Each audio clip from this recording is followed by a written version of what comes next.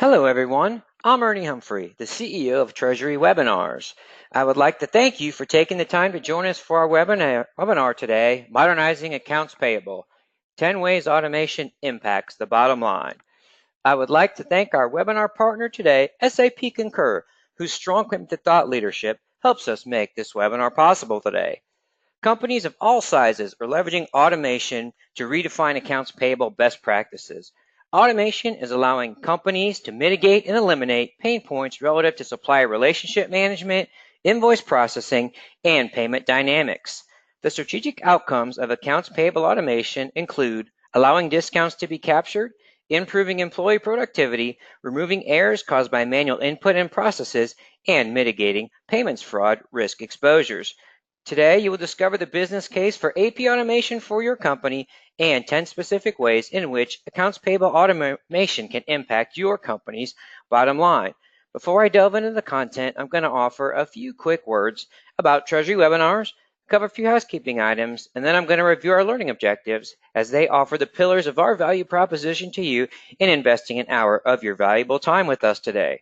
At Treasury Webinars, we offer webinars designed to empower Treasury, accounts payable, and accounts receivable success at companies of all sizes across all industries. We only do what we do best, which is webinars. Now for the exciting housekeeping items. For those of you who are interested in receiving CTP credit for today's webinar, you'll have to answer all of our polling questions and remain on for the duration of our webinar. If you have any questions regarding CTP credit, please email me at ernie@treasurywebinars.com. Again, that's ernie@treasurywebinars.com. I would love to hear from you today, so I would love for you to ask your questions in the questions area of your GoToWebinar control panel at any time during the webinar. I'll do my best to get to your questions during the Q&A session at the tail end of our webinar, time permitting. Fear not, if I do not get to your question, I will follow up with you directly after the webinar. Finally, we appreciate your consideration in taking a short survey at the end of our webinar today, as we always strive to improve the ROI we offer our event attendees for their valuable time. So what are our learning objectives today? We want you to understand why AP deserves to be a strategic priority at your company. So we're right in the throes of our strategic planning and budgeting, and accounts payable certainly deserves to be in that mix given all the value that it can offer your company when done right. I'd like you to be able to identify specific opportunities to leverage AP automation to mitigate invoice processing costs at your company, identify specific opportunities to improve supplier relationships and productivity across the enterprise by leveraging AP automation. I'd like you to be able to identify opportunities to take more control of how and when you pay suppliers by leveraging AP automation. And I'd like you to understand 10 specific ways the bottom line is being impacted at companies that have invested in AP automation. Now, how powerful is that? Of why something should be a strategic priority. If done right, there's 10 ways that it impacts the bottom line. Tremendously compelling business case for companies of all sizes. Now, how are we going to accomplish our objectives today? Well, I'd like to start things out with the evolution of accounts payable, where we've been, where we are, and where we're going, and some of the forces that have been driving the evolution of accounts payable, and then what's going to be expected of accounts payable professionals going forward.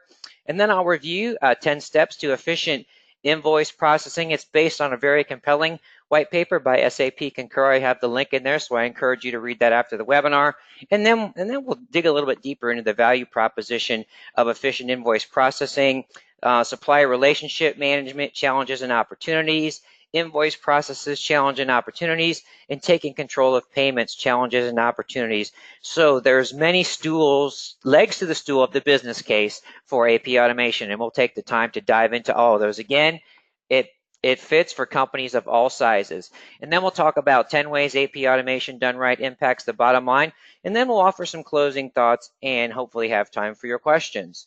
So I'm going to start things off with a polling question today, kind of level set where you're at in the audience so I can better direct the time I spend on certain content today. I'm asking you to share with me the primary challenge your company within accounts payable today. Maybe it's not enough resources to manage the volume, your workflows may be inconsistent, reporting is limited, it could be the auditing side, no audit trail makes vendor inquiries difficult, or it just may be that something you're not deeply involved in at this point. I appreciate everyone's consideration in answering all of our polling questions here today. Just want to remind those of you who might be interested in receiving CTP credits for today's webinar that we'll need you to answer all of our polling questions. And I want to remind you that I would love to have your questions at any time in the questions area of your GoToWebinar control panel. So I'm going to go ahead and I'm going to close the polling question. We're going to take a quick peek at the results, and I'll let you know how these compare with some of the research results that I've been seeing out at the marketplace in the conversations that I've been having with accounting and treasury professionals. I just came back from the AFP conference, which was held in Chicago, thousands of people, and then I will be attending the Accounts Payable AP P2P conference next week. So looking forward to having even more of those conversations and hope to see some of you there. So let's go ahead and close that polling question. Thank you very much for those who answered. So what we see is top 33% workflows are inconsistent. So we have 50% in the two categories. Workflows are inconsistent and not enough resources to manage the volume. Obviously, those things are interrelated, as are kind of all of the factors. But if your workflows were more consistent and a lot of things were automated and we remove some of those bottlenecks, we may be able to handle that volume. Reporting is limited, and it's extremely important. And this is where I see a lot of the value that's coming out. And we'll talk about how that drives the transformation of back office to an intelligent hub. And that reporting capability, that visibility across all aspects of the process is critical. And then we have 20% of you that don't know. So I always love to have at least one takeaway for everyone who attends my webinar. So those of you who answered, I don't know, your takeaway from me, suggested takeaway, is to go and find out, have that conversation. If you're the treasurer, your treasury manager, hopefully I will inspire you to have the conversation, not only with your AP, but with your CFO as well. I think when you see the tremendous value that AP done right has, you'll want to dig into where you're at in accounts payable, and then where you can be and what it's going to take for you to get there. So thank you very much, everyone, for answering the polling question. So I like this graphic I have here from Ardent Partners. There's a link to the survey. They're a very good resource for accounts payable research. So I'd say back until probably even the middle 2000s, AP was viewed as a back office function, and that was the case in my company when I worked in corporate finance. And then we start to see some momentum to a point of collaboration. And I think really over the past few years, we see accounts payable as a true intelligence hub. And part of what I mean by intelligence hub is empowering decisions across the enterprise. So it's no longer a back office function. We are impacting supplier relationships. We are impacting the productivity of everyone involved in the process. We are helping our company optimize working capital. We are taking control of how and when we make payments. Incredibly powerful value to the company. So just some interesting research, again, from Ardent Partners. This is from a study of theirs in 2018, just to see where we're at right now, which I am actually pretty pleasantly surprised to see. So we've got over 50% in very valuable and exceptionally valuable. I'd like to see little value. I'd like to see this be zero, of course, but we've seen a little bit of movement in these categories over the last few years. Ardent Partners done the same survey the last few years, but I think as we do a better job in communicating thought leadership, and as companies of all sizes just take a look at the value proposition of accounts payable, take that time. And sometimes it's just about having conversations with your employees in accounts payable. Look at all the people, processes, and systems that are involved. Build up the cost just to process that one invoice, and then you'll start to see all the opportunities. But I'm glad to see that we have, again, very valuable, exceptionally valuable. What I think we'll see over the next couple years, hopefully sooner rather than later, is we'll start to see these things shift this way, right? From up here in the corner, and we'll start to see that where we'd all love to be exceptionally valuable. But I think this is where we'll see the most movement here, from the somewhat valuable to very valuable. So just something to think about. And then this kind of shows kind of how far we've come from that back office role. And you look at some of the areas currently managed or supported by AP. Again, a study from the same study by Ardent Partners. Fraud prevention. I was a little bit surprised to see that this was so high. So I guess that's pretty much a function of doing just some manual audits of things, but fraud prevention can actually be quite a bit impacted if you automate certain areas. So we can definitely do a better job of preventing fraud as we eliminate those manual processes, and we can actually program those controls into our expense management solutions that we have. Owning or being involved in P2P technology, glad to see we're taking more ownership of that, and we are not relying on our IT department. Improving payments platforms, spend management. We talked about T&E last month, and next month we will have a webinar also in partnership with SAP Concur. We'll talk about T&E and AP. I think that'll be interesting, a holistic approach. And then those of you who know me know that I'm a big proponent of supplier relationship management, and this is where I think we can help offer the most value from accounts payable. And then, of course, also I'm a treasury professional, so these two categories I'd like to see those go up. But it just shows how far we've coming. Now, let's see where those expectations are going, right? So some of you AP leaders out there, so just some interesting information on some expectations from your senior management, maybe your CFO, if you report up through Treasury, through the controller. So interesting to me, collaboration. So I'm hoping that's a daily thing. I like to see that at 71%. I would like to see that number at 0, full automation. So that's an expectation. And I think this expectation will be the same across companies of all sizes.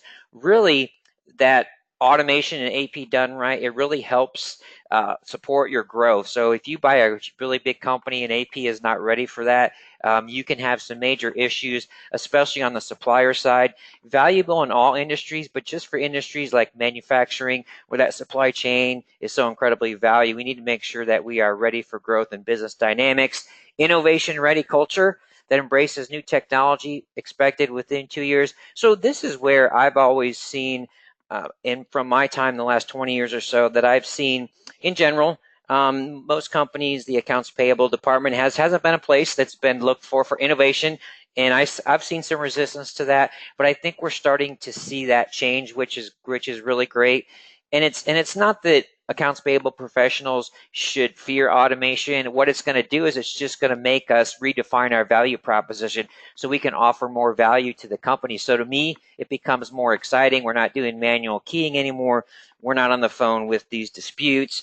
And then here we go, Intelligence Hub, Spend Finance, Cash Insights, improve enterprise experience and how IP is leveraged, and then cryptocurrency platforms that we're a little bit out there. I kind of have a mixed review on that, but this to me is a really fascinating diagram. So when you start to look at where's your AP department at now, where do you want them to, where do you want to be in the future? So these might be questions, right, that we would have internally. We may have it with our controller, our treasurer, our CFO, maybe even our CFO. So let's just see, what are all the capabilities out there?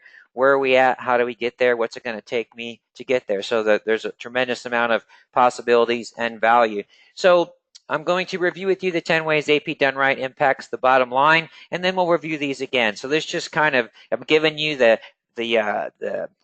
best part, right? I'm giving you the sugary part because I think it's very important. And this here is part of that value proposition. So this is something I would show my CFO or my CEO. So what are the benefits of AP done right?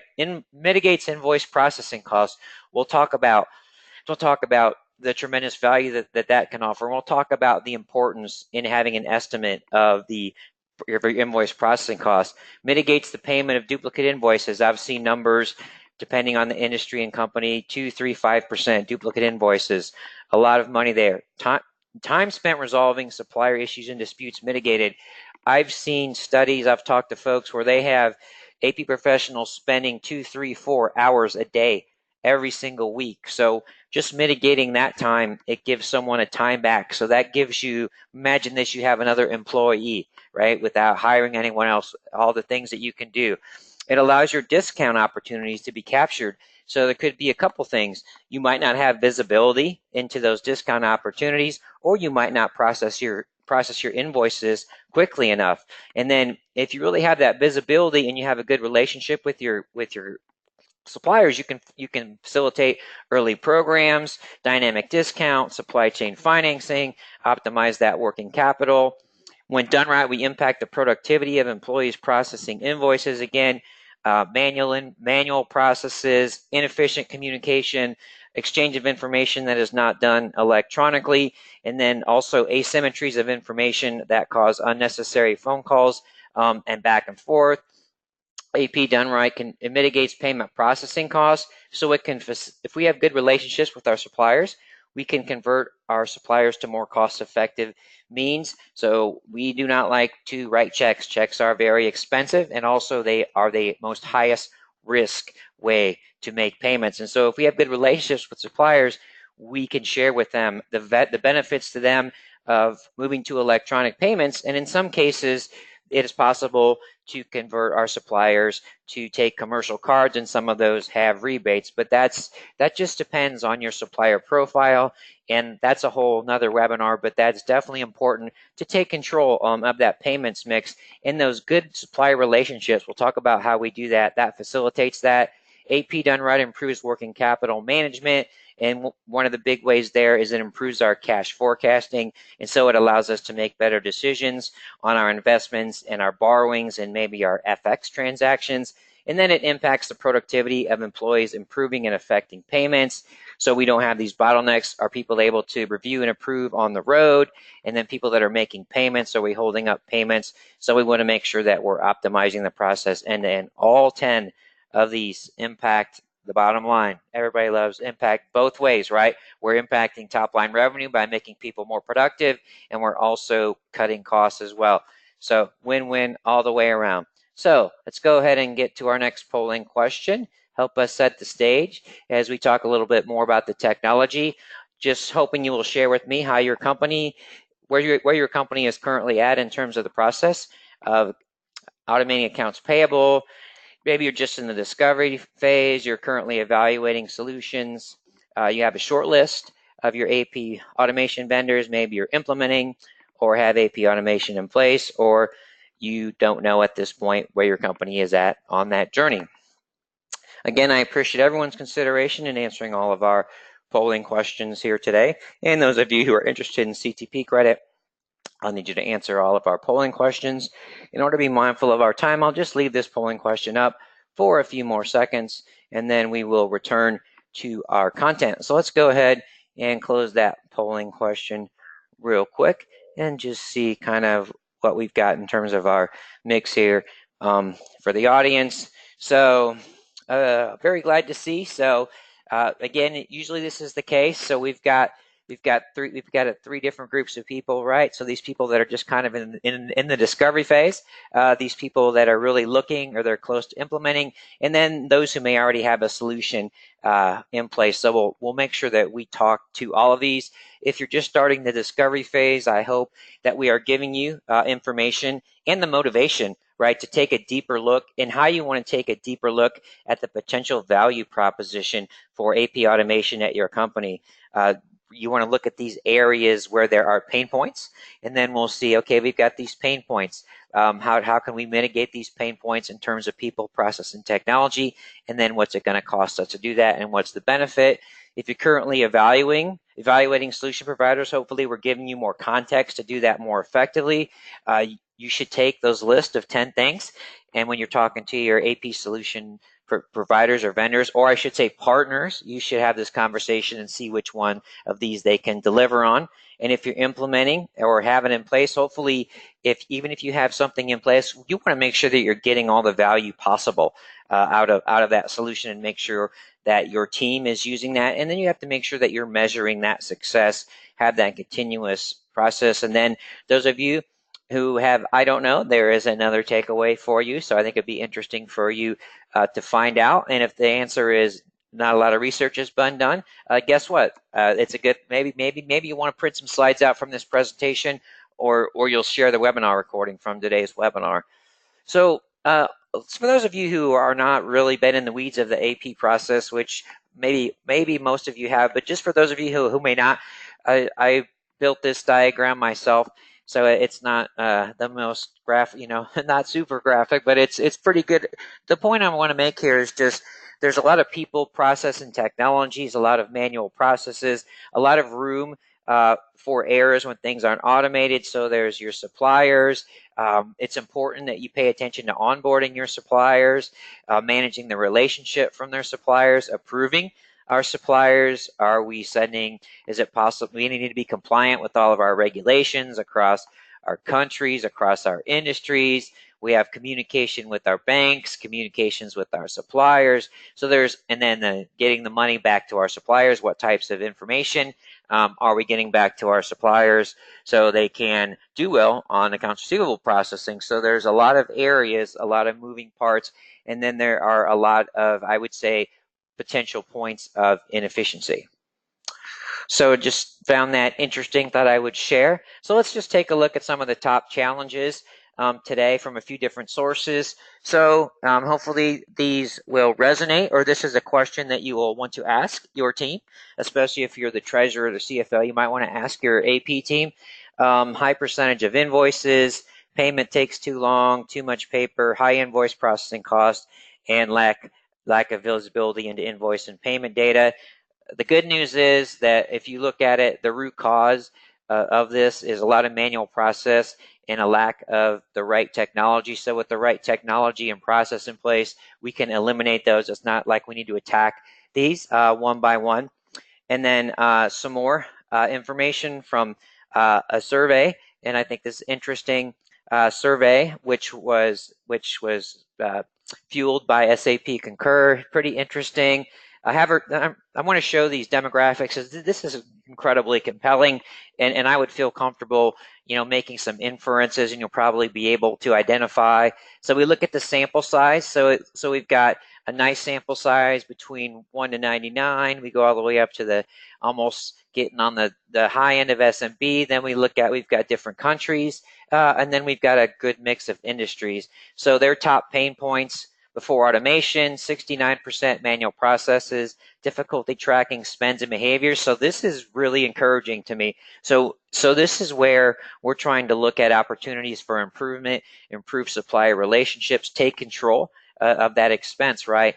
And then 56% incomplete documentation, missing invoices. I would say that's probably due to inefficient communication, and a lot of those invoices are more than likely being exchanged manually. But then again, just some interesting benchmarks to look at for your company, kind of see where you're at and where you want to go. And so let's walk through these top steps to efficient invoicing. So the 10 steps, I'll just boom, kind of read through the 10 steps. Shame on me reading off slide, and then we'll kind of go through each of these and offer a little more color. So what I always say, you have to know where you are before you know where you're going. So that really starts with an audit. We'll talk about how you might want to do that. And then it's really important that you assess your current costs. So you want to, and we'll talk a little bit about that, how to build up that cost of processing that invoice. And then you want to identify inefficiencies. We're starting to look at to build our value proposition here, right? Inefficiencies if we're using paper and spreadsheets. And then as we do that, as we start to look into how things move, the processes, people, process, and technology, we determine sources of potential time savings. We can look how we do things to remove human error. We can look to how we keep the bottlenecks from happening, being mobile. We can look how to mitigate unnecessary costs. We can say, look at, these are all the different costs that we have. So you look at those and sometimes you're like, why are we doing this? Why are we doing that? But again, you have to have that visibility into that entire process. Another thing that will offer value is if you figure out how to let your vendors self-serve and also eliminate some of those asymmetries of information that I mentioned, so you're not on the phone. You want to be on the same page. A great case is that you can be on the phone with a supplier and be looking at the exact same screen. And then you want to provide the data and reports your business needs. So it's not only within accounts payable. Maybe you're working with procurement, you're working with the CFO. So you want to get those spending trends. How do we better manage those relationships, contracts, negotiations, business term. And then finally, a part of it is building a vision for change. So you see where you are, where you want to be, but then you also create this culture of continuous improvement.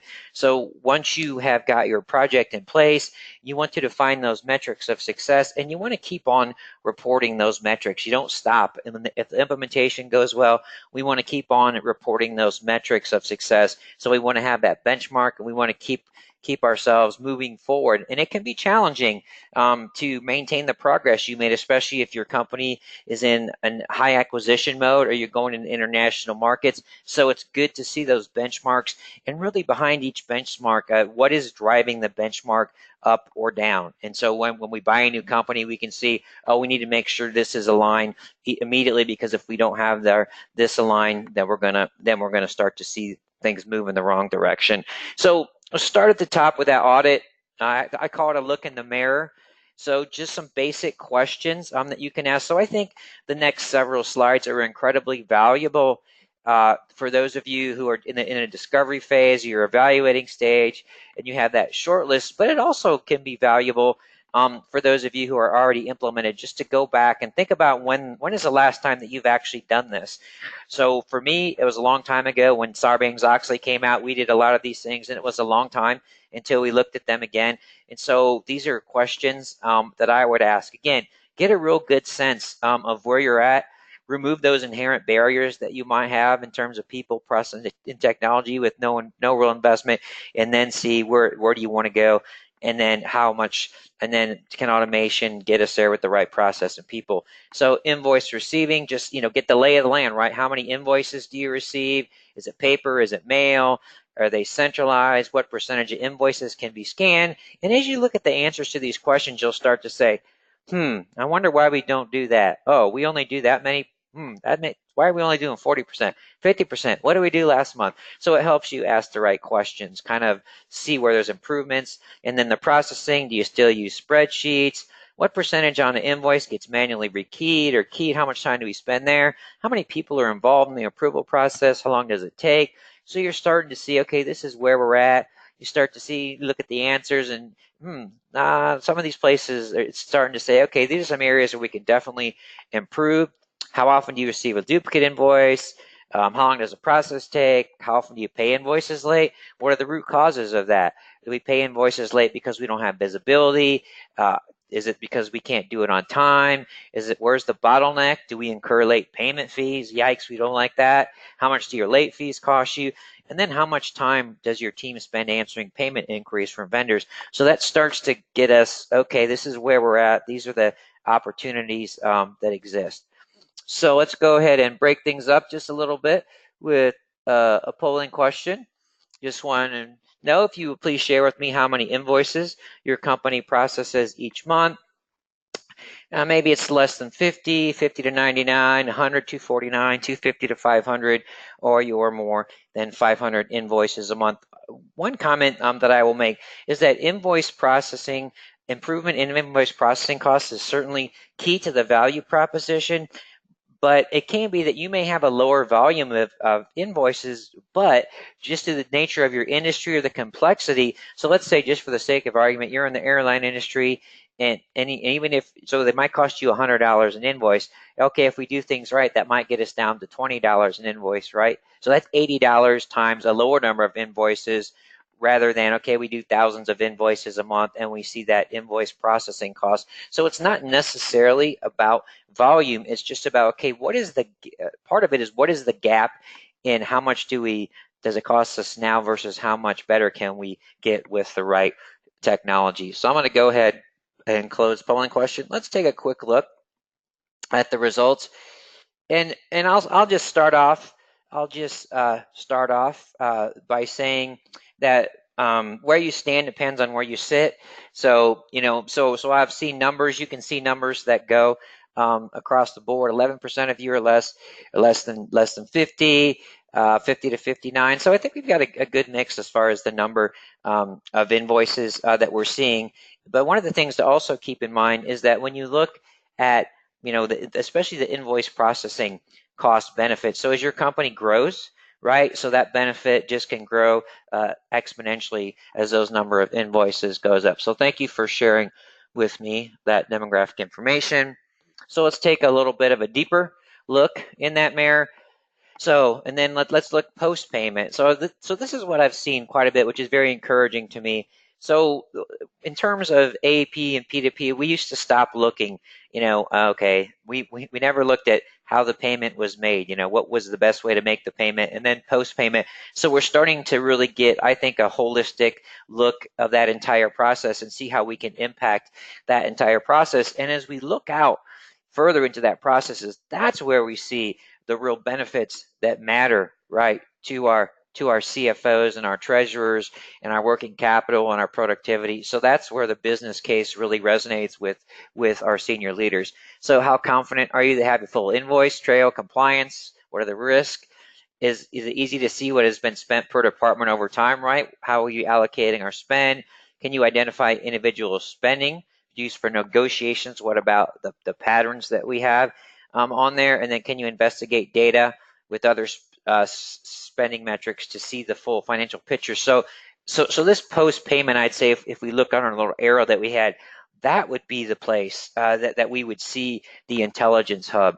So again, one of those first steps, we want to take that look in the mirror, and then just calculating your current invoice costs. We're not going to go through this. I just wanted to share this slide. This would be a good slide for you. If you would like to have a copy of these slides, you can send me an email, Ernie@treasurywebinars.com, and we'll make sure that we get that over to you. So just an example, hammer time hardware. And again, as we're going through these 10 steps, it really follows this SAP Concur white paper, which the hyperlink is on the slide there. But it's just some of the information that you're going to have to go through this calculation. Okay, your number of invoices per month. You have to know your average salary as staff member who's going to be touching the invoices. Okay, what's my time on data capture, time spent on approvals, time spent on exception handling, and then you want to look at grossed up annual hours and then your annual cost. So we start to see the different areas that we need to look at. So we need to really be sure that we are considering all of those time elements that we have and all these different people that are touching things, that are approving things, that are helping things go through the process or creating those bottlenecks. So this would just be an interesting slide to go through. And I love that in the white paper, the example was from Indianapolis, because I am broadcasting from you live from Indianapolis, Indiana. So let's go ahead and launch our next polling question, which I think is very interesting. Just trying to get a sense of where your companies might be at in terms of the cost to process an invoice.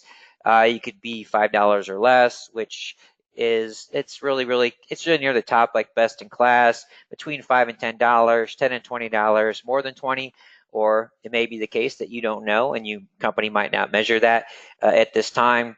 Again, in terms of invoice processing costs, I've seen these numbers go all over the board. It's important that for your industry, right? You might want to benchmark yourself for your industry, but you just want to make sure you've got all the costs that you need to have included in there and see where you're at. And then as we ask ourselves those questions, as we look in the mirror, we'll start to see where we can start reducing that cost. So again, I appreciate everyone's consideration in answering all of our polling questions.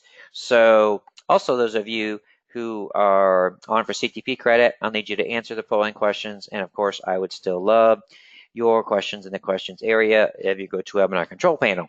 So let's just go ahead and take a quick peek at the survey results. So we've got, glad to see 12% of you, 5 or less. So we've got 49% of you that I don't know. There is your big homework takeaway. So if it's something there, well, maybe you're doing that, but you don't know. If you're not doing it, it would be, I think it's a very good idea for you to do that. So there are resources and tools out there to help you do that. So I'm all happy to help you get connected with the right people to do that.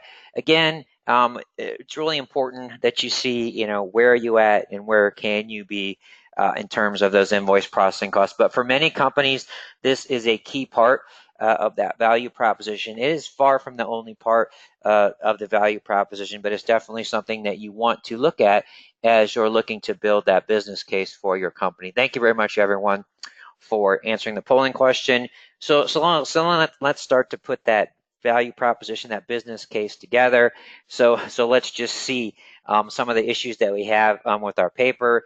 Lost or forgotten, no visibility? What about spreadsheets? Not built for process, error prone, time consuming, no version control, hard to integrate. So let's just start to look at those as we define our pain points in our business case. And then let's start to look at the time savings of these opportunities, things we could do, centralization, standardization of processes. We would really love to have electronic invoices, electronic communications. We'd love to take advantage of OCR technology to digitize data. It can automatically pull data into your finance tool. Our friends in accounting would love that if we can reduce those accounting entries that we need.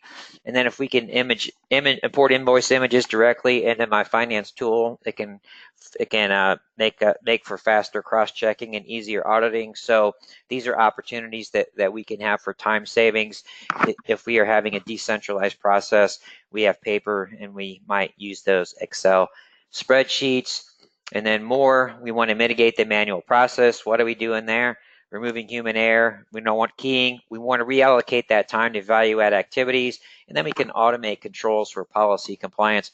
So me going into all these details, I think it can be tremendously valuable to you in putting that business case together, looking for opportunities, putting that business case together, engaging all the people that could be impacted by your project. And then also you need to obviously convince those who hold the purse strings, which is a different constituency, which may be our controller, our CFO, or our treasurer. We want to involve everyone impacted in making that business case. We want to pay special attention to those people who we know may not be the most amenable to change and those who like to be Mr. or Mrs. No. So we engage them right up front when we're writing that business case.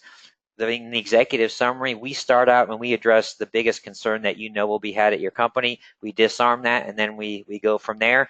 And what we do is we turn our naysayers into our evangelists for our AP automation project. We also talked about mobility, can offer value, impact that bottom line. We want people to be able to review invoices on the road, approve on the road, can remove those bottlenecks. Also, in terms of workflow bottlenecks, we need to also be cognizant of when things go out of the ordinary workflow. So as we start to map that workflow, we go right, left, middle. So what happens if we have an exception over to the right? We can't ignore once we get off that workflow. So we need to also manage and automate that exception workflow as well. And then again, with this mobility, it makes our folks, APs, and also our managers who are doing the approvals, more time on value-added activities. And then more efficient invoicing. It allows a cost mitigation. We talked about late fees. It can help us avoid costly payment types. We build those good relationships with our customers, right? We can have more control over the payment types. We avoid friction with our suppliers. All right, relationships with suppliers are incredibly important on all levels, and that relationship starts from the onboarding process. We want to make sure that we have proactive communication with our suppliers. We'd love to have visibility into all communication with our suppliers.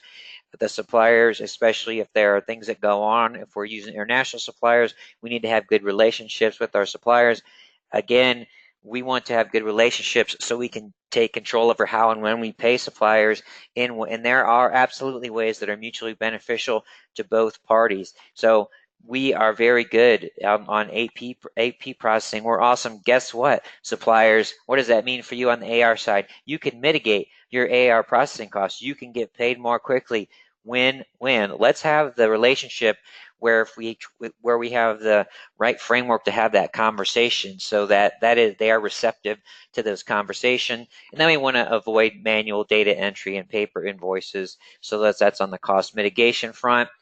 On terms of supplier relationships, in terms of the whole efficient invoicing process, again, we want to mitigate information asymmetries. What does that cause? That causes back and forth on the phone.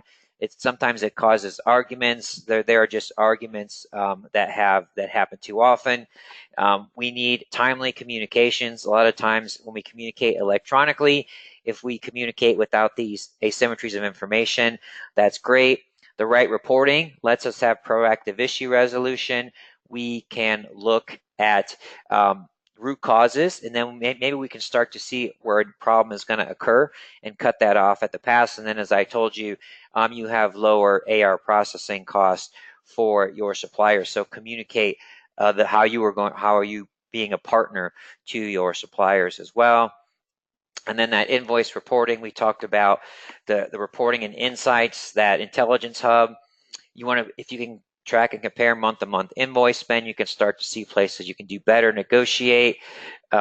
You can combine with T&E spend for a complete picture of expenses. Stay tuned next month, people. It's going to be a fascinating webinar as well as this one. You can pinpoint expense types that impact cash flow, help us optimize our cash deployment, and do these comparisons year over year, budget to actual, get those analysis of variance. That is where that intelligence hub comes in. Analysis of variance, what are the root causes, what can we do to drive those down in all cases. And then you want to have that vision of change, which is really at a very root level. That is really what is fueled by that visibility. So you want to be able to identify trends in a company spending and departmental spending. You can spot that overspend and correct spending behavior. In some cases, and especially in the T&E arena, you can actually stop that spend before it goes out the door. So there are some cases where you can automate compliance to your expense management policies, which is absolutely critical, can be critical for your company. You can protecting cash flows and project your cash flows. It's just so many opportunities here. You can partner with other departments to support their financial goals, and you are this vision of change that you have, being able to do all these things facilitates all these cross-departmental relationships, and that's where we're seen as a intelligence hub, and that is where AP is seen as a trusted advisor across the enterprise. So let's dig in a little bit. I won't spend too much time on my slides. Sometimes I like to get a little more visual, but again, if you're going out to make that business case, you're doing that assessment, where you're at, where you want to go. You might not think supplier onboarding, that's not all that big of a deal. And I didn't think so either until I really started doing a lot of research in this area probably 3 or 4 years ago, and talking to hundreds of people that process accounts payable, invoices, if not thousands of people. So things that can happen, you can add illegal suppliers. The supplier data can be poor quality. You can have duplicate supplier records. You can have incorrect payment instructions. All of those lead to bad outcomes, right? Some of the things that we see, some of the solutions support, where your suppliers are able to be more self-serve. That takes some of the risk off your team in terms of the supplier data. One of the things I used to have an issue with the supplier data was we had complicated parent subsidiary relationships, so that can really make things difficult on the AP side. And then incorrect payment instructions, obviously that's risky. We need to make sure that we are sending the payments in the right place, and I can tell you your Treasury colleagues will love you if they don't have to go chasing payments across the globe, because I have been there, done that. So those are some pain points which technology can help us in building and maintaining those relationships. Some more supplier relationship pain points. I talked about the lack of visibility.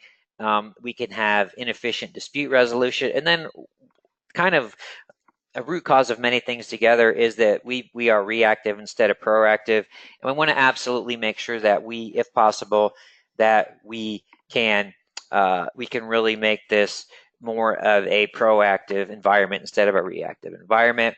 And then just a little more data.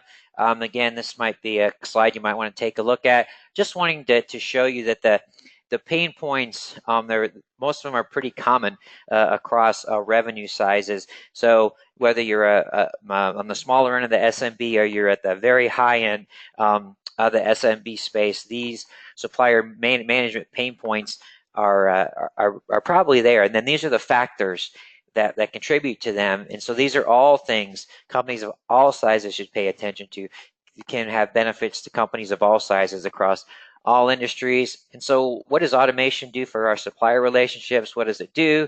Facilitates supplier master records and all related banking information at accuracy. Facilitates our opportunities to take the discounts, opportunities for us to negotiate discounts, and mitigates time spent on the phone with suppliers resolving real or perceived issues. So that makes us more productive. So just some more data and metrics. So just to kind of put a fine point on some of the metrics that you could see just to help you make that business case. This may not be exactly your numbers, but it just shows you all the dimensions. So cost to process a single invoice. Again, for this example in this survey, we see $13, right? We multiply that by hundreds of invoices a month. Where does that go? Off the bottom line. Time to process that invoice. You know, what if I'm here 210 net 30? No chance, right? Well, I might not be able to see that anyway, but even if I saw it, I couldn't take it.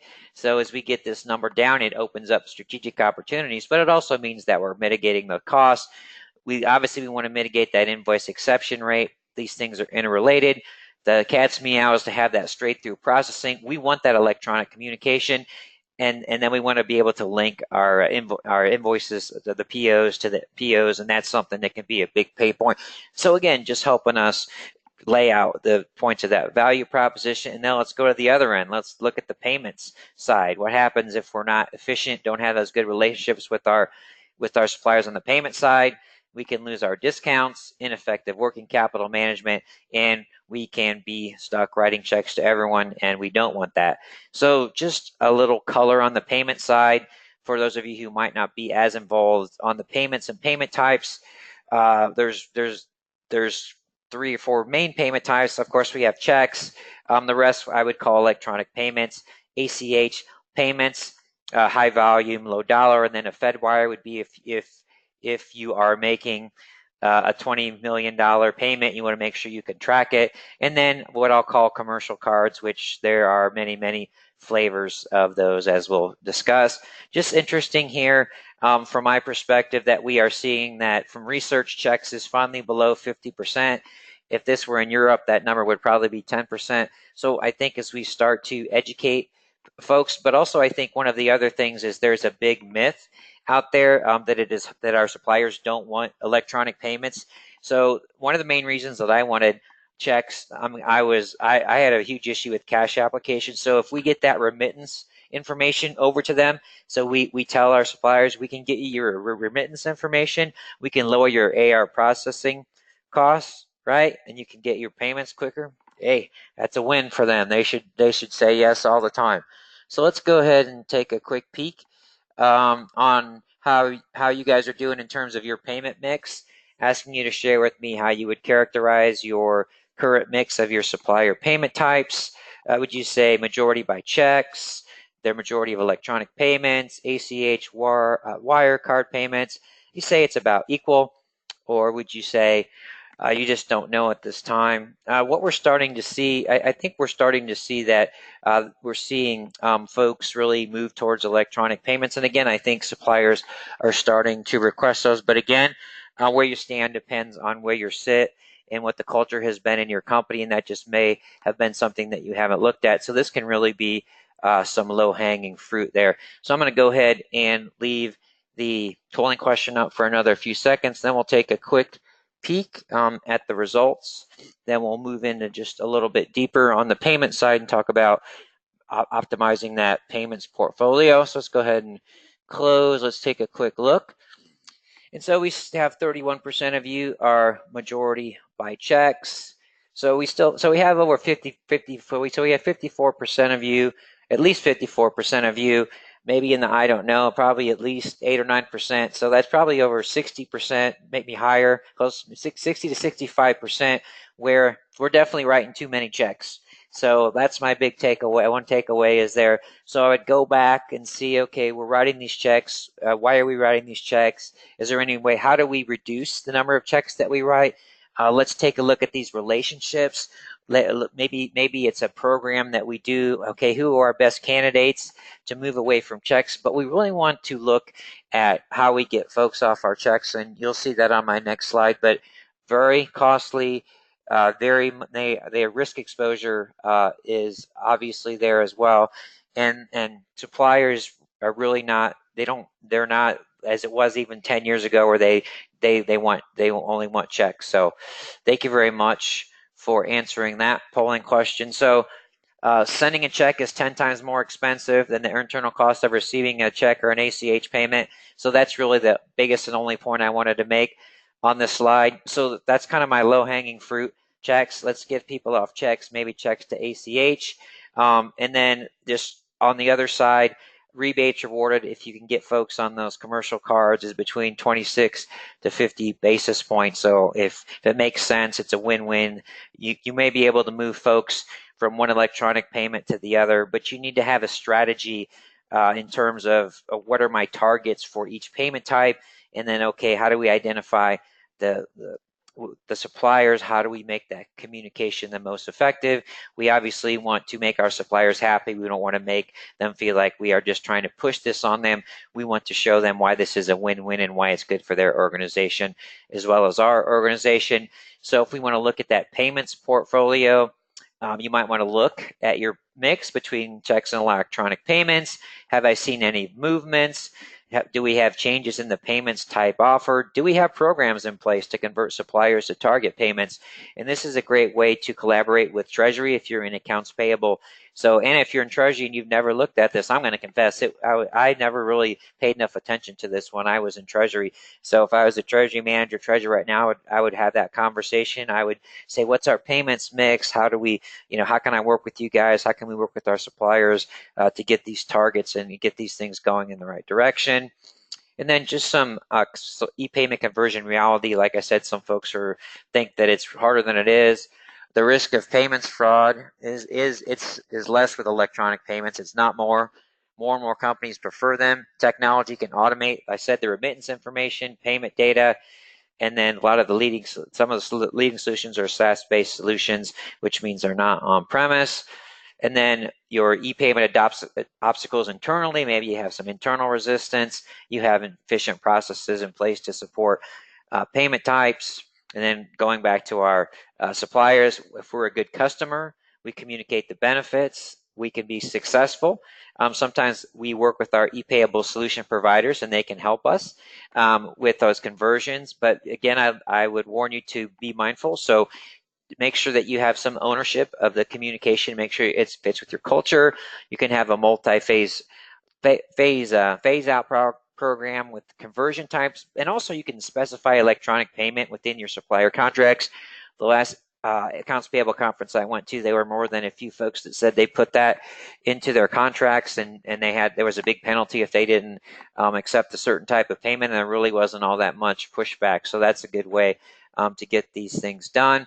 And then let's talk just a little bit about if you're going to choose the right solution from a previous study that we referenced earlier. Just kind of interesting to see what these criteria were.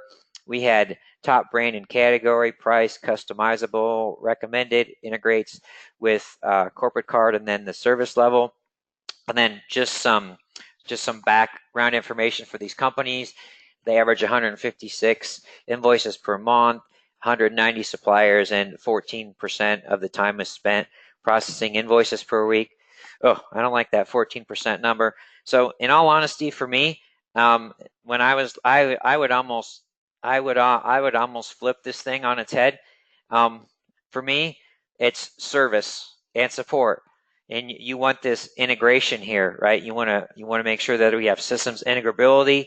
It just depends on the solution. You'd like it to be customizable, but a lot of them are already most of the way there. Of course, you want to look at price, but this is something that I don't know how people got this. So I would say a name is absolutely important. It gives you a trust factor, but don't make that your only criteria. Make sure that you're comfortable it's the right fit for your company. So again, I'm a service and customer support guy, and functionality, and then how they build their system and interact with their customers. So that's just some other things to think about for those of you from the earlier polling question who are just on the cusp of looking at where you're at, and then those of you that are looking at solution providers, and those of you that are in the final steps, just make sure that you take a look at all of those. All those can be important. So just some closing thoughts on invoice processing. These are things that I would suggest you strive for. You want to eliminate manual processes. You want electronic information exchange with suppliers. You don't want information asymmetries with suppliers. You want to give proactive and consistent support. You want open lines of communication visibility, and you want to take control of how and when you pay suppliers. For supplier relationship building opportunities, You want to own that onboarding process, make it easier. You want to educate them on best practices and what they mean on their end. And you want to, again, you want to provide proactive and consistent support, and we want that visibility. And then for payments optimization, you need to be able to communicate your supplier's cost of different payment types. So you need to be able to communicate the benefits to them. So these good relationships are going to allow us to take control of how and when we pay suppliers. And then let's just take a quick peek again at the ways impact AP automation impacts the bottom line, right? This is my favorite slide. I gave it to you twice. Mitigates invoices processing costs, time spent resolving issues, allows discounts to be captured, mitigates payment processing costs. So the three areas that I boil this down to often, tremendous invoice processing costs, impacts productivity across the enterprise, improves working capital optimization. Those three things are critical. The 10 dimensions of this business case are incredibly powerful. So I think that it makes sense for companies of all sizes to look at how they can leverage AP automation. And then our 10 steps to efficient invoicing. Again, this is the how, right? And this is what we don't often get from the webinars, and I've been guilty myself. So this is all great. In theory, we gave you a lot of the theory, we gave you the business case, but then how do you do it, right? We have the audit, we assess our cost, we start to build our business case. What happens if I remove human error? What happens if I give people mobile access? What happens if I let my vendors be self-serve? My business case is my vision for change, right? And so that's what we want to present. That's what's going to build our consensus. That's what's going to build a buzz. So have time for maybe one or two questions. Have two. Okay. First question I have. I'll have time for a few questions, and of course I'll get to you after the webinar if I don't have a chance to answer your question. The first question is about a couple questions around how there's seems to be one of the big things is people are trying to reduce headcount. So in my mind, it's not about downsizing your AP headcount. It's more about improving the productivity. Now it is certainly possible that it's going to make sense to reduce your headcount, but I would not go in with that necessarily as my goal per se. I would say it's possible that we may be able to reduce headcount, but I would only start reducing headcount until I've made sure that I've thought about, now what can I do with all this extra time that we have? What other projects can we do? What other technology? What other responsibilities can we take on? How can we be a better strategic partner in accounts payable? So I wouldn't necessarily do that. And then I'm going to go ahead and launch our final polling question as I take my final question. So it's really about building the business case. So I like to say there are two parts to the business case. One, you need to be able to build your case effectively. So as I mentioned before, you need to involve everyone that's touched by the process across the enterprise. You want them to help you in building that business case. You want to actually have a stakeholders meeting with them. And you have to remember there's two constituencies. Those are going to be impacted, but also those who hold the purse strings. Secondly is called business case communication. We need to make sure that we're communicating that business case. We need to do it. We need to do it in person. We need to do it face to face. We need to build that buzz, and we need to do it with passion and energy. Now, maybe not as much energy as I have for accounts payable because people think I get a little excited about it, but it's really fascinating to me. So I think those are two very important points in order to winning that investment in AP automation. I hope from the webinar today that you've seen that there is an incredibly compelling business case, and that is regardless of your company size. So I'd like to once again thank our webinar partner, SAP Concur, and their strong commitment to thought leadership. They have some great resources on their website, so I encourage you to visit their website. And finally, I would like to thank you, the audience, so much for your valuable time today. Please let us know what we can do better, and make the rest of your day great, everyone.